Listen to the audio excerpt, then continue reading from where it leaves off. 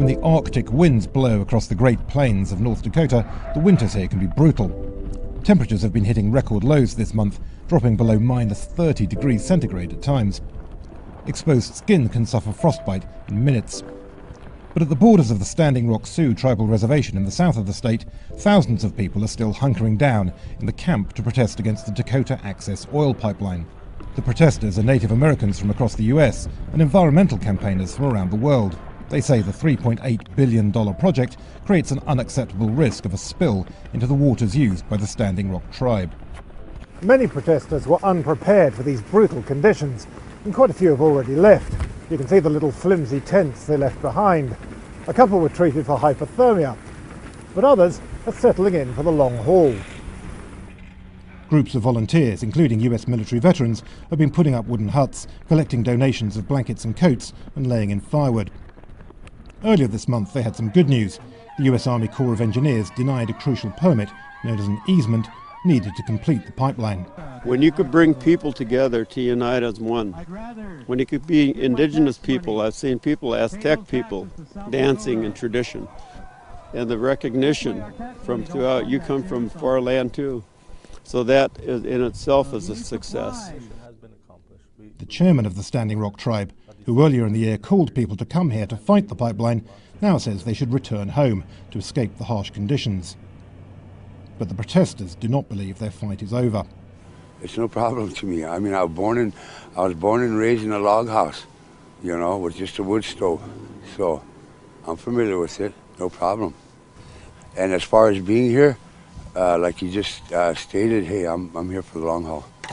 The chairman said that basically that no one really needs to be here anymore, and we're guests here, so I'm going to respect that and do as he wishes. You can't actually get up to the route of the pipeline because the road's been blocked with concrete and barbed wire, but it runs behind that ridge over there and just over there where the lights are behind me. And over there is where the final section is going to be, or it's going to be dug under Lake Oahe. And that's the section that's causing all the protests. Dakota Access is intended to carry crude 1,172 miles from the Bakken oil region of western North Dakota to a storage hub in Illinois. From there it can go on to refineries in the Midwest or along the Gulf of Mexico. 92% of the pipeline has already been built, but the oil can't flow until the missing section under Lake Oahe is completed. An alternative route running north of the city of Bismarck was considered but rejected by the Corps of Engineers because it was longer and created a greater risk of spills. To the Standing Rock tribe and its supporters, it looks like a familiar story of the US ignoring the interests of Native Americans when there's a profit to be made. The opponents of Dakota Access call themselves water protectors, and this is the water they want to protect: the man-made Lake Oahe on the Missouri River, which provides some of the water for the Standing Rock Reservation. The tribe says it doesn't want to stop the pipeline altogether. The Sioux just don't see why they should be forced to bear the risk of a spill. At the Prairie Knights Casino on the reservation, where protesters fled to take shelter from the weather, many see it as part of a much wider battle against fossil fuels. I think part of it, again, this is a linchpin, and I feel like a lot of people have come together here. A lot of people from the Sioux Nation have come together that were not necessarily as cohesive as they would have been, and now all of us are joining together in this fight for our planet. I'll be back in the spring to help clean up and to help continue, and I believe that we'll probably be going down to Florida to help protest on one of the other pipelines. For oil producers in the Bakken region, about 250 miles northwest of Standing Rock, Dakota Access is a lifeline. The pipeline will be a much cheaper option than the alternative used today, sending the oil by rail. Brigham McCown, a former safety regulator who's been helping Donald Trump's transition team, expects the block on the pipeline will be lifted under the new administration.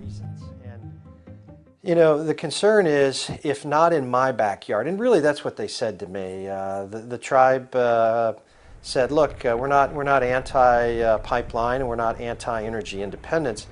We just don't want it next to us.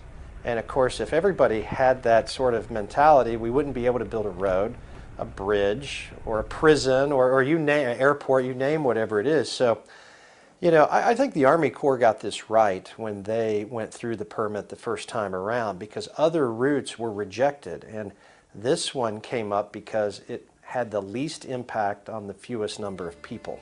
Donald Trump has said he plans to have the hold-up to completing the pipeline solved very quickly once he's in office. If his administration does grant the permit that Dakota Access needs, the protesters acknowledge their options are limited. Their past attempts to get closer to the route of the pipeline have been beaten back with tear gas and fire hoses. A spill that tipped about 3,000 barrels of oil into a creek over in the west of North Dakota has strengthened the protesters' resolve. When Mr. Trump does try to get construction underway again, he'll face legal challenges. And even if those ultimately fail, there are many thousands who are glad they've come here to raise the profile of their cause. Many people here accept that they aren't going to be able to stop the pipeline forever. There's too much money at stake, and with the full authority of the federal government behind it, Dakota Access probably will be able to sink that last section under Lake Oahe. The protesters, though, say that's not entirely the point. They've made a stand, and they've also set an example for other protests against other pipelines in the future. Ed Crooks for the Financial Times at the Achechi-Shikoan camp in North Dakota.